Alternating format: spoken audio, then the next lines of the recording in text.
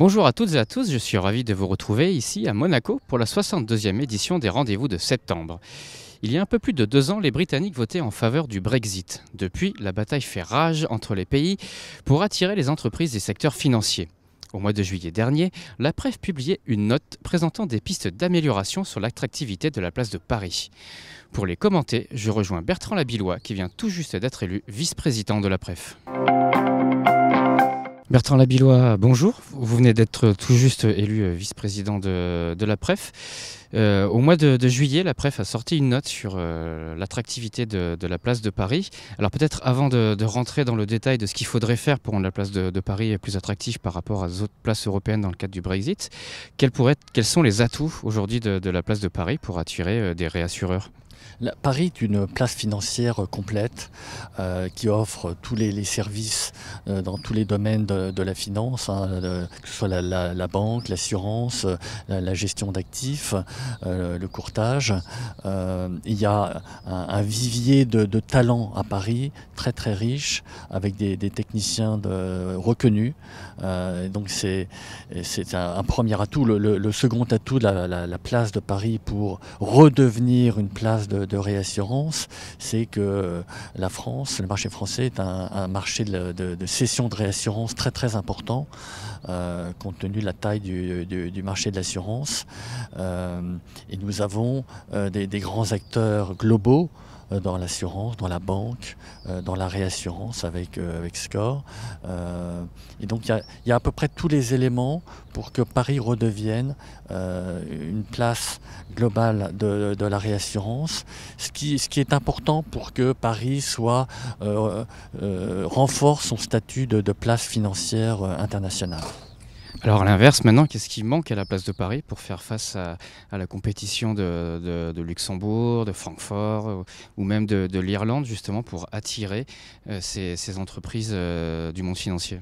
Les pays que vous avez mentionnés ont, durant les dernières années, et depuis longtemps, fait les efforts nécessaires pour adapter leur cadre législatif et fiscal, et en tout cas législatif, pour attirer et permettre que se développent les nouvelles activités financières.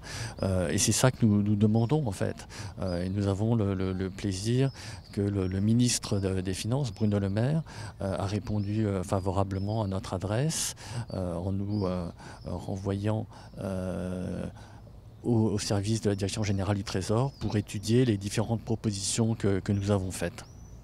La PREF parle également du positionnement de la CPR qui devrait être un petit peu plus dans l'accompagnement, si je puis dire, plutôt que dans le contrôle. Est-ce qu'aussi c'est quelque chose qu'il faudrait faire évoluer pour attirer les entreprises qui sont susceptibles de travailler avec la CPR ? Alors je dois dire que pour avoir travaillé avec la CPR très récemment sur plusieurs sujets d'agrément, et pour y avoir travaillé moi-même il y a quelques dizaines d'années, le changement d'état d'esprit a déjà eu lieu. La CPR est vraiment en soutien des opérateurs, des acteurs parisiens.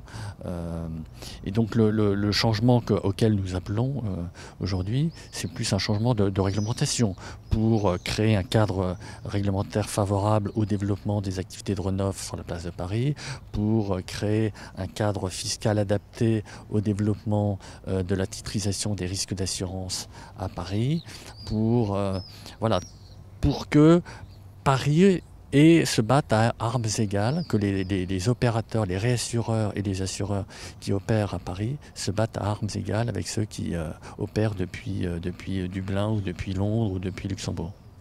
Une dernière question, le Brexit, la date butoir est prévue pour le mois de mars 2019, ça va arriver très très vite. Est-ce qu'il y a déjà des candidats qui seraient éventuellement intéressés par, à l'image de Chubb, qui seraient éventuellement intéressés par rejoindre la place de Paris ? Bon, il est un peu tôt pour le dire. Il y a effectivement Chubb qui a fait l'annonce que vous avez citée. Vous avez Odysséré qui a établi un réassureur de plein exercice et pas seulement une succursale à Paris. Je suis persuadé que si on crée les bonnes conditions pour être à égalité de concurrence avec Dublin, Londres et Luxembourg, alors d'autres suivront. Merci Bertrand Labillois.